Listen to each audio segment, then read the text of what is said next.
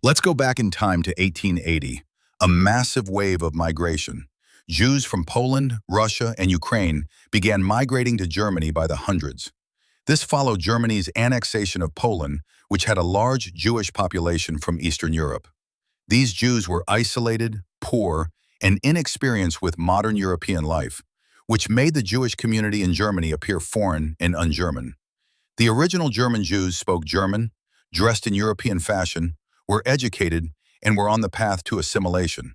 44% intermarriage. Eastern Jews, on the other hand, spoke Yiddish, a foreign language, wore traditional clothing, hats, long beards, lived in isolated ghettos, and were foreign in every sense. They were poor, backward, and isolated. This made the Jewish community in Germany appear strange and un-German. What happened was that the original German Jews disappeared through conversion to Christianity and intermarriage. Eastern Jews replaced them, making the Jewish community in Germany even more alien compared to German society. Even in the liberal Weimar Republic, there was debate about the rights of Eastern European Jews. Many Germans, not necessarily anti-Semitic, demanded that they be barred from owning property, not because they were Jewish, but because they were foreigners. Even Jewish organizations fought internally. Should Eastern European Jews have the right to vote? Many organizations allowed them to join, but without voting rights.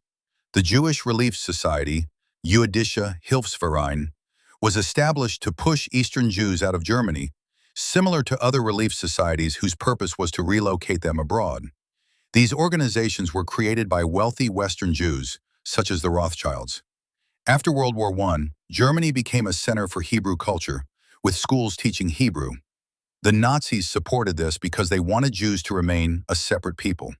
The Zionist organization was established in Germany, and in 1904, the World Zionist Organization moved its headquarters to Berlin. In 1912, the Poznan Resolution declared, "Migration to Palestine equals a duty for every Jew." Zionist rhetoric openly stated about the Jews, "Jews are a destructive element in every society. Jews have dual loyalty. Jews are an Asian, not European people. And Jews are a surplus element standing in the German nation's way." In other words, the Zionists were pushing people to hate Jews in order to pressure them to migrate to Palestine. This spread a very negative image of Jews, and in this climate, Nazism emerged. During the Nuremberg trials after the war, Nazi leaders said, one after another, "We learned about the Jewish question from Zionist books." When Hitler came to power, Zionists took over leadership of the Jewish community and implemented a program to emigrate Jews from Germany, which the Nazis supported. Jews who wanted to assimilate described the Zionist approach as a stab in the back. All these factors, political, historical, and Zionist, eventually led to extermination in all its forms. Most Jews, as mentioned, rejected Zionism and wanted to stay in Germany. The Zionist program aimed to reform the Jews, teach them Hebrew, and emigrate them to Palestine. The Nazis financially supported Zionist institutions, helped teach Hebrew, facilitated emigration to Palestine, and created the Havara Agreement to transfer Jews and their assets. The greatest paradox is that Nazis and Zionists agreed on one thing: Jews must leave Germany. Initially, Hitler didn't want to kill Jews. He wanted to expel them. In 1938, 10,000 German Jews were sent to the Polish border, but Poland closed the borders in their faces. Jews were left stranded between the two countries. Resettlement projects to Syria and Ecuador were rejected, while Palestine had limited British quotas. The Madagascar Project in 1940 planned to relocate 4 million Jews to Madagascar in Africa to establish a Jewish state under German protection, but the project failed due to the war and British naval control.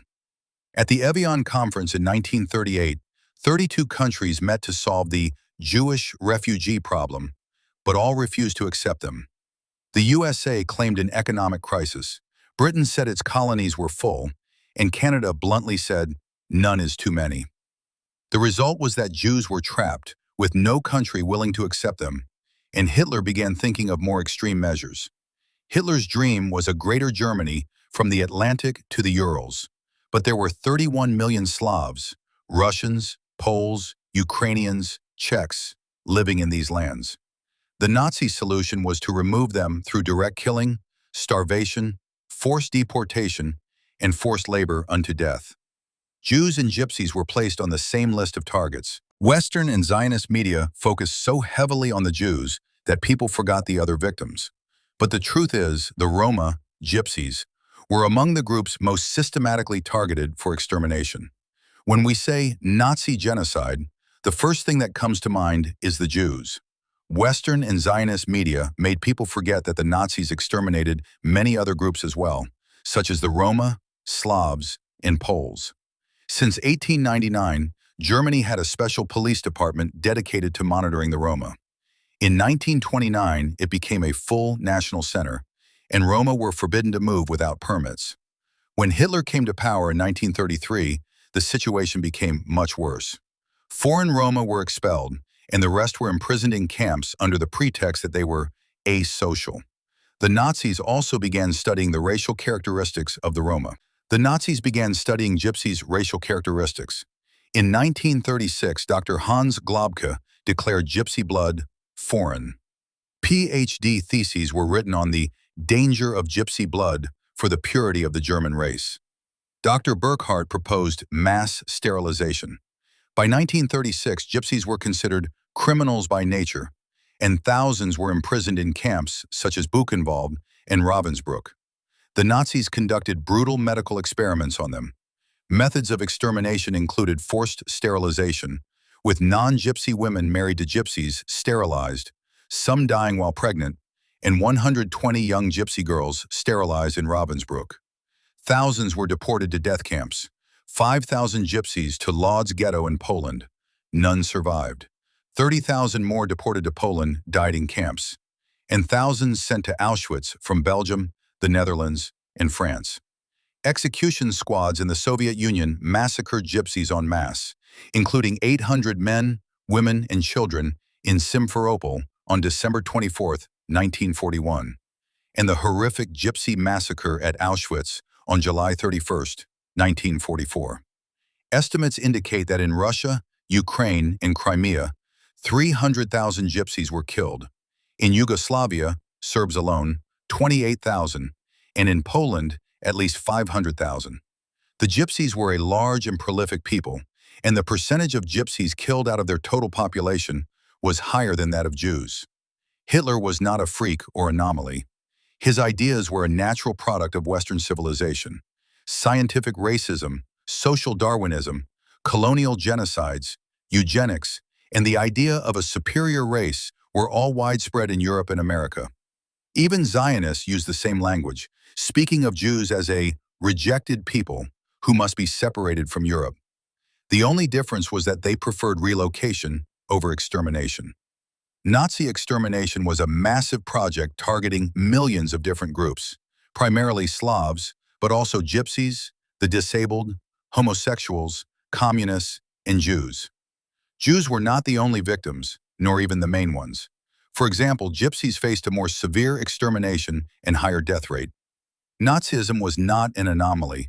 It was a natural result of Western thought, social Darwinism, scientific racism, colonialism, and genocides in colonies. When Germany was deprived of overseas colonies, imperialism turned inward to Europe. Western and Zionist media turned the Holocaust into a story only about Jews, erasing other victims.